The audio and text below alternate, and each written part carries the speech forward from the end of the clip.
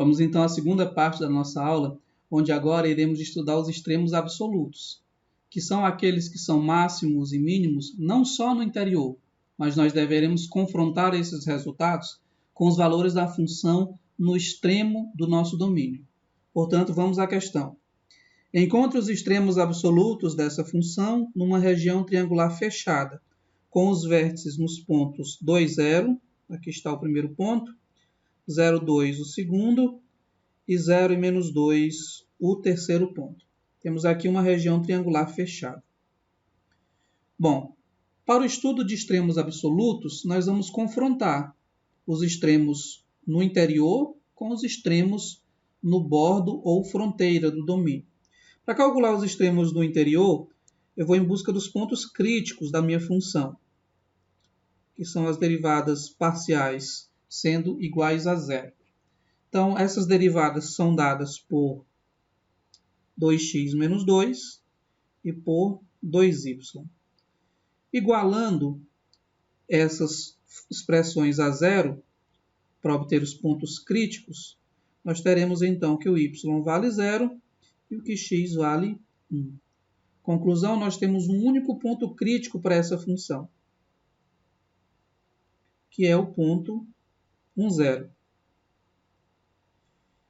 E esse ponto, por sua vez, ele tem uma imagem cujo valor dado na expressão é igual a menos 1. Portanto, este é o único ponto crítico no interior do domínio e sua imagem vale menos 1. Vamos agora estudar a fronteira do nosso domínio, que é essa fronteira formada a partir das retas que eu estou chamando aqui de L1, L2 e L3.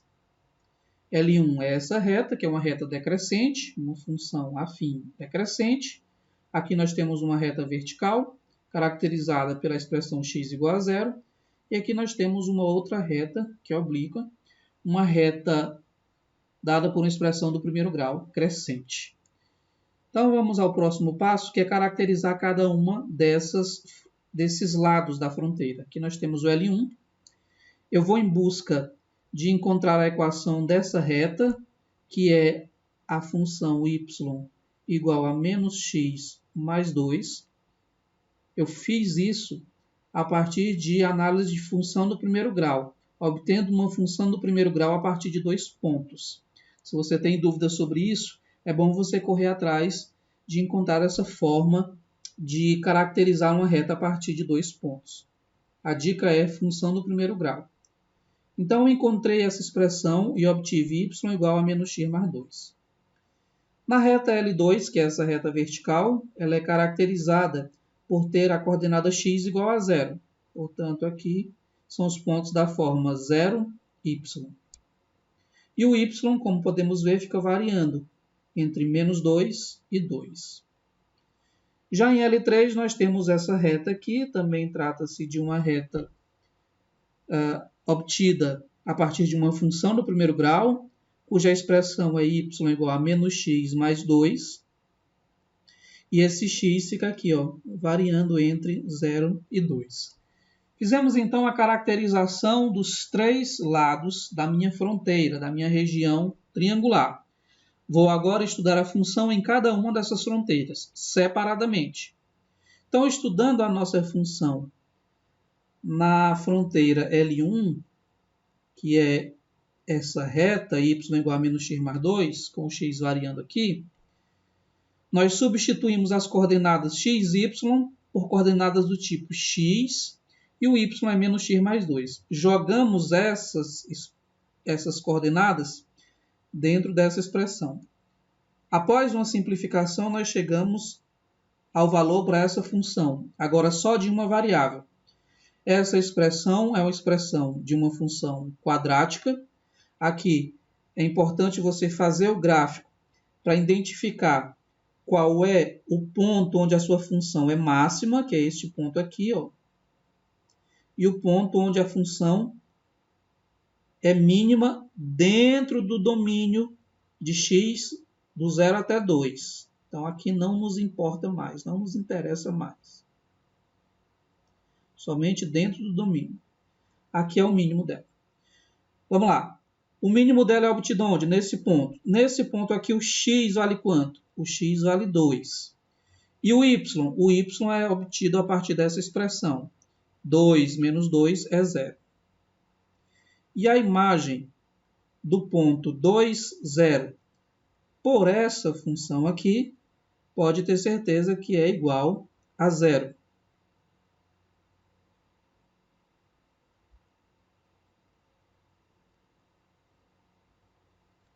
Pode substituir essas coordenadas lá na expressão, que você obtém exatamente o valor 0 como imagem. O máximo é encontrado aqui, ó, que é quando o nosso x é igual a 0. O x é igual a 0, eu substituo nessa expressão para encontrar o y, obtenho y igual a 2. E quando calculo a imagem de 0, 2, pode fazer as contas e chegamos no valor de 4. Portanto, nós temos que o mínimo é obtido nesse ponto, e este valor vale 0, e o máximo é obtido nesse ponto, cujo valor é 4. Vamos agora estudar a nossa função em L2, que é a nossa linha vertical. L2 é caracterizado por uma expressão da forma 0y, onde o y fica oscilando entre menos 2 e 2. Vamos lá. Quando eu substituo as coordenadas x, y por coordenadas do tipo 0y, nessa expressão eu obtenho a função y ao quadrado. Eu faço o gráfico da minha função de y, a variável independente aqui é y. Faço o gráfico da função de y dado por y ao quadrado, que é uma parábola. Eu tenho que analisar com y variando de menos 2 a 2. Não se confunda, tá? Eu estou colocando o y no eixo horizontal, porque no nosso caso aqui, o y é a variável independente. A nossa função ficou sendo uma função de y. O z em função de y. Aqui nós temos, então, um plano YZ. Então, vamos lá. O mínimo é obtido quando o y é igual a quanto? O mínimo está aqui, ó, o ponto mais baixo da parábola, né? É quando o y vale 0. Se o y vale 0 e os pontos são da forma 0y, então o ponto mínimo é o ponto 0, 0. E a imagem dele, que é o f de 0, 0, é igual a 0. Professor, o máximo? O máximo é obtido em 2 pontos. O máximo é obtido quando o y é igual a 2 e quando o y é igual a menos 2. Portanto, o máximo aqui é no ponto 0, 2 e 0, menos 2. E a imagem de qualquer um deles, né? F de 0 mais ou menos 2 tem a mesma imagem, até porque o y está ao quadrado, né? É dado, então, por 4. É dado, então, por 4. Então, aqui nós temos um mínimo, cujo valor é 0, e 2 máximos, cuja imagem vale 4. Para terminar, vamos estudar a nossa função sobre L3. Então, nós temos a função sobre a linha L3. Lembra que a linha L3 era uma função crescente. Se tiver dúvida, volta o vídeo lá para a expressão de L3, da linha 3.